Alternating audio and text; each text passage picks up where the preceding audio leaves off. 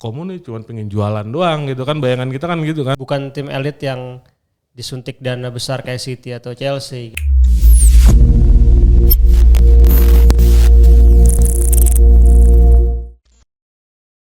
Balik lagi di Ruang Palit sama gue Yazid Abdi. Irawan. dan abis bahas timnas kita menyeberang dulu. Kita bertiga lagi nih.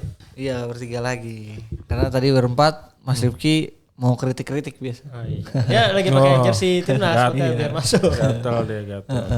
Dan akhirnya dari timnas kita dari Indonesia kita nyebrang lagi. Nyebrangnya kemana di? Ke Eropa. Langsung jauh. Langsung transit dulu. Transit 2 kali flight. Enggak transit langsung itu. ke Como. Ke Como. Lombardi. Itu. Lombardia sih Mas. Lombardia bahasa Indonesianya kan, Lombardi Inggrisnya. Lombardia. Lombardi banyak. Iya, tim yang memang di Italia nih lagi fresh banget, yang lagi hot-hotnya nih pembahasannya. Karena ini tim baru musim kedua di Serie A udah masuk ke zona Liga Champions, Mas. Dan langsung bersaing sama Inter Milan. Enggak ya, belum ya. Tadi gue terakhir buka Como di Google. Ya. Peringkatnya cuma sampai mentok peringkat 2 aja ya. Itu. Peringkat satunya nggak dimunculin, jadi 2, 3, 4 Como. Satunya nggak ada. Gitu. Karena udah terlalu jauh, Enggak, sekarang sih lagi enggak jauh juga. Kasih aja juaranya ke Inter Milan Iya, gitu betul. statementnya musim ini. Habis ngomong gitu tiba-tiba kalah dari Milan. Apa-apaan tuh? Gak bisa dipuji dikit. Tapi memang yang lagi hot adalah Como. Berapa kali menang di? So far di Liga ya, di Liga tuh 5 match unbeaten. 5 kali menang, 6 match unbeaten. Terakhir kali mereka nggak menang seri lawan Milan, sebelum itu kalah lawan Fiorentina di kandang. Habis itu menang terus tuh lawan Cagliari, lawan Pisa, lawan Juventus. Lagi stabil banget lah, lagi stabil Lawan banget. Juventus di Turin lagi ya? Iya. Back to back lagi musim ini di Turin Musim sama ini di Senigalia. Itu jadi enggak afdol kalau kita nggak ngebahas tim yang performanya lagi bagus banget gini ya kan. Enggak afdol, nggak harus dibahas tim yang lagi begini. Ini untuk kita para komunisti, Iya. komomania. Apa namanya sih? Gue tahu komunista. Pokoknya podcast Como ada di sini. Info-info soal Como ya ada di sini lah. Jelas, sudah jelas. Tapi Mas, menurut lo gimana Mas? Kok bisa sih Como dari peringkat 10 musim lalu tiba-tiba udah dari peringkat 4 musim ini? Ngalahin Juve pula 2 kali. Ya kalau dibilang mengejutkan. Jelas. Pasti tim promosi langsung perlahan naik di papan menengah ke atas sampai sekarang di papan atas gitu. Tapi sebenarnya kalau kita ngelihat secara menyeluruh gimana Como ngebangun merencanakan sebuah tim bahkan dari mereka di seri B, kita udah tahu rencana jelasnya mereka tuh kayak gimana gitu kan. Pokoknya dari semenjak mereka di take over sama grup Jarum lah ya, perencanaannya tuh matang jelas. Mereka lolos ke Serie A, promosi di musim pertamanya mereka harus kayak gimana, terus musim keduanya harus kayak gimana, membentuk tim yang seperti apa gitu kan.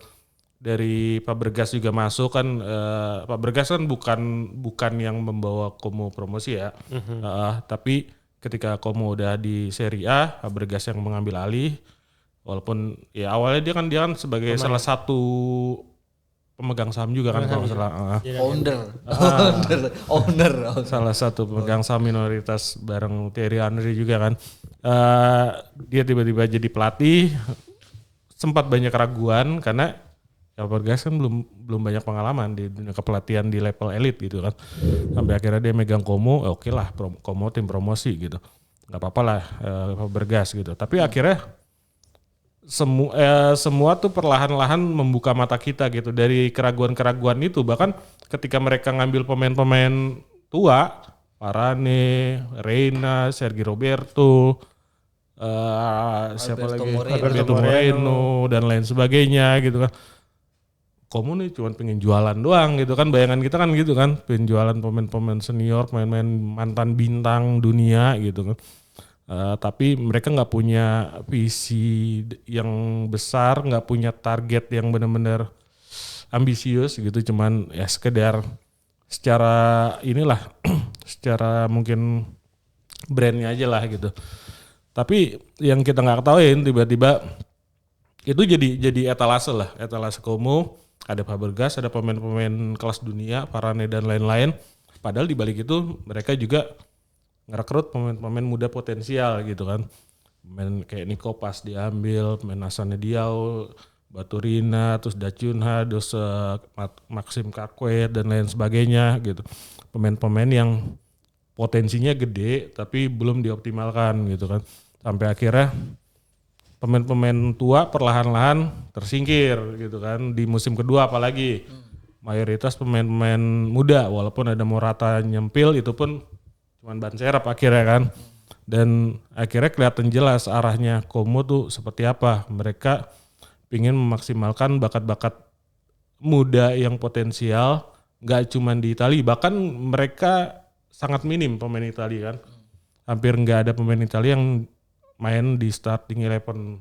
Karena itu bagian dari strategi mereka juga kan. Mereka bukan mengecilkan bakat-bakat Italia, tapi mereka ngelihat banyak bakat yang bisa dimaksimalkan dari seluruh penjuru dunia. Apalagi kedekatan Fabregas dengan Spanyol, pada akhirnya banyak pemain dari Liga Spanyol yang datang dan itu sesuai dengan skemanya Fabregas gitu kan. Fabregas juga akhirnya menunjukkan kualitas dia sebagai pelatih gitu kan dengan permainan progresifnya, permainan position base-nya yang luar biasa didukung pemain-pemain muda yang emang udah sangat solid gitu kan sampai Nico Pas bisa mencuat segala macam dan ya akhirnya mereka menuai hasilnya di musim ini. Iya, utamanya juga kan Serie A yang notabene sangat stigmanya tuh liga aki-aki gitu, pemain-pemain tua gitu. Tapi ternyata Como justru musim ini lebih mengandalkan pemain-pemain muda gitu justru.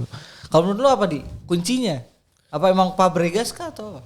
Sebetulnya ini momentumnya lagi ketemu aja. Momentum timnya secara tim lagi ketemu bagusnya, lagi ketemu performa dan ritme bagusnya. Akhirnya ini berimpact ke hal-hal lain kayak reputasinya Como, kayak brandingannya Como sekarang di Eropa atau mungkin minimal di mata warga Indonesia sekarang seperti apa. Seakan-akan Como menjelma menjadi tim elit tapi terlihat bukan tim elit yang disuntik dana besar kayak City atau Chelsea gitu. Dan secara kasat mata ya kita ngeliatnya kan dengan kehadiran pemain-pemain muda, dengan ala-ala Moneyball yang diterapkan sama Fabregas, sejauh ini yang kelihatan sih seperti itu. Karena apa yang terjadi sekarang ini sebenarnya ya momentumnya aja lagi bagus. Tapi kalau ditarik ke beberapa tahun ke belakang sebetulnya ini bagian dari rencana jangka panjangnya Como di awal mereka diambil alih sama grup Jarum. Karena kan sebelum Fabregas datang, sebelum itu dulu ada Dennis Wise. Dennis Wise jadi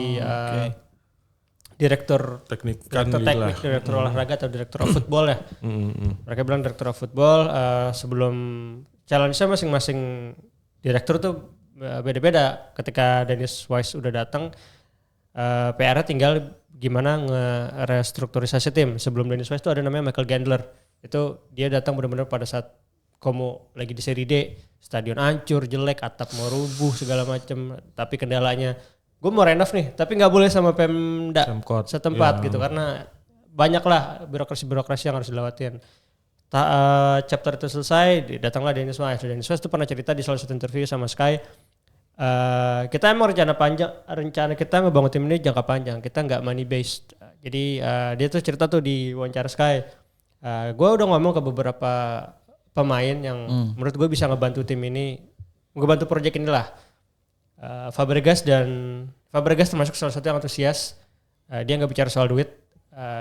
Kita punya visi yang sama soal gimana tim ini harus berjalan ke depannya. Bahkan ada satu pemain yang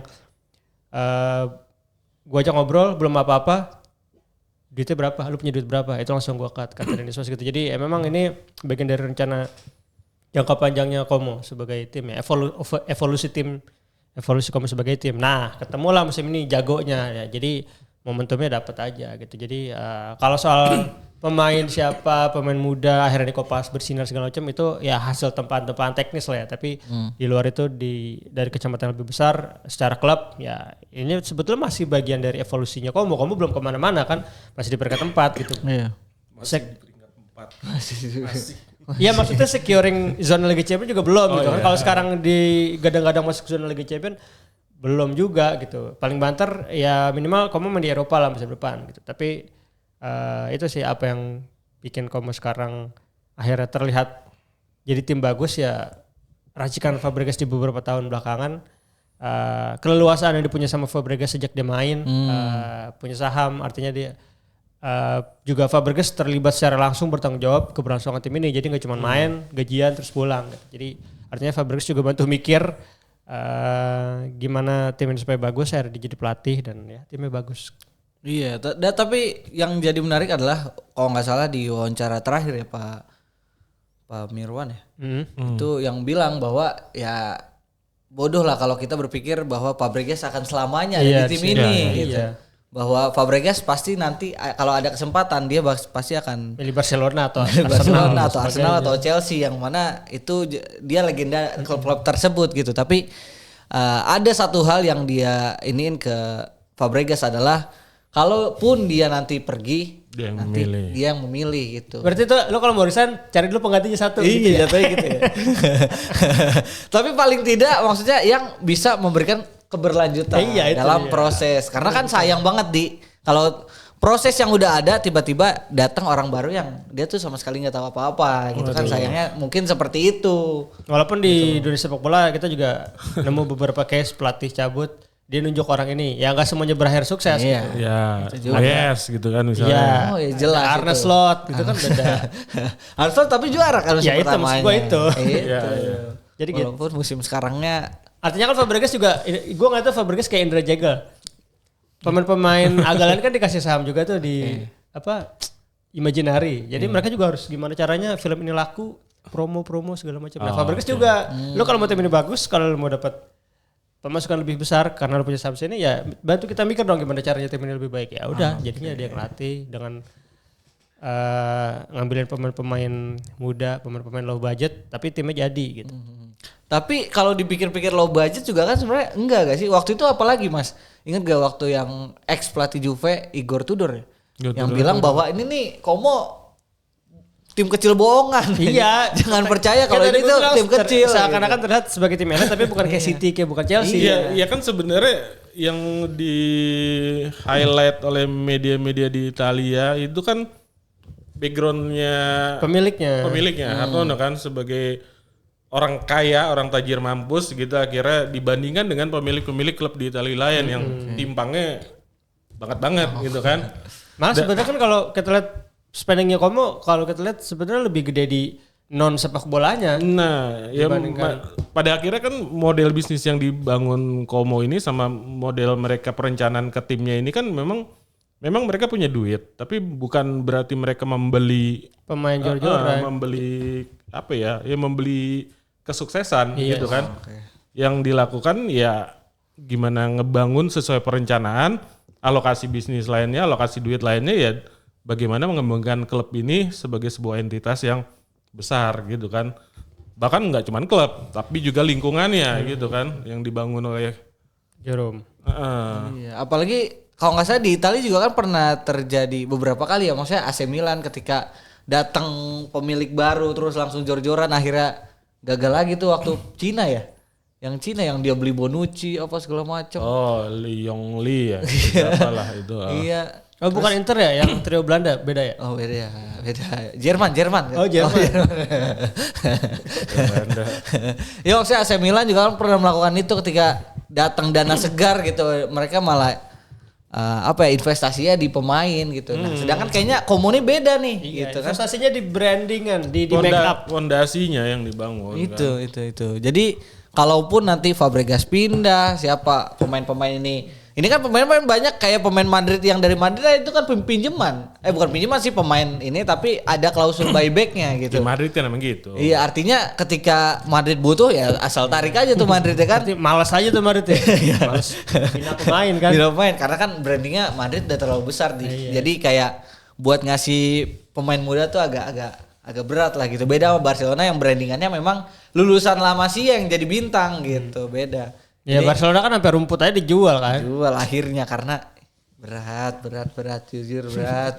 Tapi ya artinya memang Como nih ya secara bisnis mereka bisa bersaing lah di Italia, bukan tim yang asal lewat terus tiba-tiba nanti beli pemain bintang jor-joran terus nanti tiba-tiba anjlok gitu. Tapi enggak. Como nih justru dipikirin juga di luar sepak bolanya. Ya karena kan beda dengan beberapa tim tradisional lain kayak Milan, kayak Juventus. Mereka udah punya brand yang siap jual kan. Oke. Como ini kan siapa sih Como? Nothing gitu kan. Yang mereka bangun adalah ya brandnya mereka itu sendiri untuk bagaimana jangka panjangnya ini brand ini bisa dijual. Makanya mereka kan akhirnya nge-branding sebagai apa ya? Lifestyle dan luxury ya gitu kan dengan itu yang dijual. Target pasarnya dengan segala konsep yang dibangun lah sama dia. karena kan beberapa artis Hollywood suruh nonton ke stadion. Menurut lo ya sebetulnya pemandangan yang lumayan langka ya. Dari minggu ke minggu rutin ada aktor Hollywood atau seleb-seleb Hollywood nonton di sana. Terlepas dari mungkin ya mereka sekalian liburan ke Danau Como, nonton ke Senegalia. Mancing kan. Mancing. Kali aja hobinya mancing mania. Artinya maksudnya selain misi untuk membawa Como sukses di Italia maupun masuk ke liga-liga Eropa ya, maksudnya ke Liga Champions atau ini. Mungkin itu hal lain, tapi ada bisnis lain yang coba dibangun di lain selain sepak bola gitu. Itu sebenarnya bisa jadi benchmark lah ya, bisa jadi model yang diikuti oleh banyak klub Italia lain yang memang selama ini kan klub-klub Italia kan permasalahannya di bisnisnya mereka kan, di finansialnya. Ketika ada pengusaha, ada investor masuk tajir mampus, mereka jadi klub kaya. Tapi ketika lagi pengusahanya ini krisis atau lagi ada krisis moneter, kayak Italia beberapa kali kan dihantam krisis keuangan kan, akhirnya klub ini juga terkena imbasnya karena mereka nggak punya fondasi yang kuat. Mungkin beda katakanlah klub-klub kayak Juventus, klub Milan, Inter yang emang punya akar yang kuat aja bisa goyah gitu kan, apalagi klub-klub ya katakanlah Parma, Fiorentina yang berapa kali bangkrut akhirnya turun ke Serie D gitu kan. Sampdoria dan ini sebenarnya yang harus diperbaiki, dan Como bisa menjadi benchmark bahwa ini loh klub kecil kita bangun dengan cara branding yang bagus, bagaimana ngebangun sebuah klub, ekosistem yang bagus, community yang bagus, akhirnya klub ini bisa settle secara prestasi maupun secara finansial kan gitu. Iya. Bahkan Como juga bukan dari yang kalau kita baca beritanya nggak cuma ngebangun sepak bola sama brandingan juga, mereka juga berkontribusi sama komunitas warga di sana, rumah sakit, lain-lainan sosial di sana juga Jarum ngebantu ke sana. Jadi memang ekosistemnya dibuat beyond sepak bola. Oke, itu ya. Itu kayak Kudus hidupnya sama satu perusahaan. Iya ya. Tapi ya gue salutnya maksudnya Como ini bahkan oke lah kita kesampingkan lagi soal uang dan lain-lainnya. Tapi mereka bisa berhasil di liga tanpa dengan pemain-pemain bintang itu loh kadang. Kadang kan ya tim kecil juga yang buat ini butuh lah pemain-pemain bintang yang beneran bintang. Pada akhirnya kan kayak Sergio Roberto, Alberto Moreno itu kan sebenarnya awal mereka datang juga jarang main gitu sih. Gitu. Ya, cuma ya kan? jadi Varane aja nggak main bahkan. Jadi kan. etalase doang, jualan di awal doang. Itu mereka justru mengandalkan pemain-pemain mudanya ini gitu. Yang katanya apa Moneyball ini. Tapi ya walaupun Fabregas walaupun Como juga nggak pernah klaim mereka Moneyball ya. Ya. Dan kayaknya Miran waktu itu cuma bilang kita punya sistem yang gimana caranya ya ala-ala Moneyball gitu dengan potensi yang ada kita maksimalin gitu. Sempat disebut. Iya dan based on data juga. Ya, based on data. Based on data juga. Nyari-nyari pemain yang berdasarkan statistik ya data kan, driven. Iya, data driven gitu. Dan itu sebenarnya bisa membantu banget gak sih? Iya kan, apalagi di era modern kayak gini yang data-data statistik itu udah lebih mudah gitu. Kita yang seharusnya tuh udah nggak lagi tuh ketipu dengan klip YouTube.